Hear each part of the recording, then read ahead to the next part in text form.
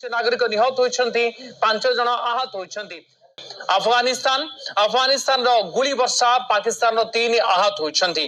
पाकिस्तान अस्त्रविरति को उल्लंघन करिछि सीमार पुणी थे उत्तेजनापूर्ण परिस्थिति देखा मिली। गत सप्ताह रियाद रे उभय पक्षों को नहीं शांति आलोचना विरति सहमति होता किंतु पाकिस्तान चुप रहूना। पाकिस्तान घन घन आक्रमण अफगानिस्तान विभिन्न अंचल करुच्ची जो अफगानिस्तान साधारण नागरिकों जीवन जाइथिबा अफगानिस्तान तरफ कहुई तार पाल्टा जवाब अफगानिस्तान तरफ दिया जाउछि।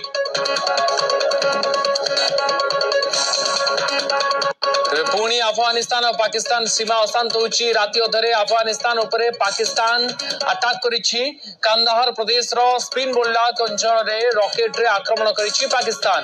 ए आक्रमण रे अफगानिस्तान रो 5 नागरिक निहत होइछन्ति, 5 जन आहत होइछन्ति। समरेंद्र बासा प्रतिरक्षा विशेषज्ञ आम सहित जोड़ी होइछन्ति बाबदरे अधिक आलोचना करिया पई। सुत बासा आपन को स्वागत न्यूज 18 ओडिया को। सुत बासा ए पाकिस्तान और अफगानिस्तान भितरे ये युद्ध भली परिस्थिति रही कह जाउथला कि शांति आलोचना पर हुए तो ये उत्तेजना किछि मात्रा कमिबो किंतु ताहा तो देखिबा को मिलुनी। 2 मास हला हम पक्का देखिबा जो सीज फायर हेतला जो दुबई रे जो कथबार्ता चलीला 30 टका बाबदरे से बाबदरे वर्तमान 2 जन को दोष दौरान जे उल्लंघन पाई तो अस्त्र विरति उल्लंघन कथा देखो पाकिस्तान अफगानिस्तान को अफगानिस्तान पाकिस्तान को दोष दौरान जो फ्रेंडशिप गेटवे ऑफ फ्रेंडशिप आज तो बस्ती का द्वार कहू जो चमन बॉर्डर गेट को हम परिलक्षित करेंगे तेज देखा सर कि भयंकर अटैक चलती बर्तमान गोटे बड़ धरण प्रिपेरेसन होची अफगानिस्तान तरफ पाकिस्तान को अटैक करने मे भी थर्ड वार फ्रंट जो आम आशा करुँ ग्लोब रे रशिया यूक्रेन और हमास इज्राएल गोटे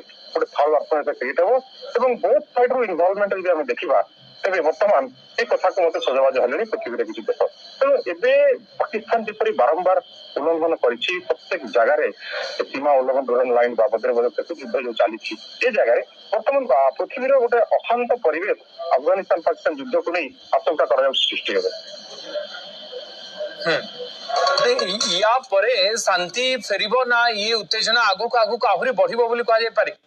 सुतबासा सीडीएफ जिते बर्तमान देखो आसी मुनीर निजे निजे सीडीएफ होती जो राष्ट्रपति प्रधानमंत्री सहमति रही नोटिफिकेशन जारी होती बर्तमान total military total 1 man army होती मुनीर और मुनीर जो कथा आम देखु आदत परिवार बेलुचिस्तान को बिक्री करने अमेरिका पाखे बर्तमान बंदा पकड़ी तेणु बर्तमान युद्धर जो उत्साहवा नीति और जपरी भाव में बॉर्डर देखुଛୁ जपरी भाव में निहत होती अफगानिस्तान चाइल्ड कहतु नारी कहतु जनरल सिविलियन कथा कहतु तेणु बर्तमान ये युद्ध बर्तमान थमिबार ना नबना कारण जो गरिला वार फेमस होची अफगानिस्तान और सी बर्तमान जपरी भाव में अटैकिंग मोड रे आम देखु प्रिपेरेसन बर्तमान सेपट बॉर्डर लाइन रे करा जायछि या द्वारा आगामी दिन में युद्धर गोटे भयंकर परिभाषा देखा मिले।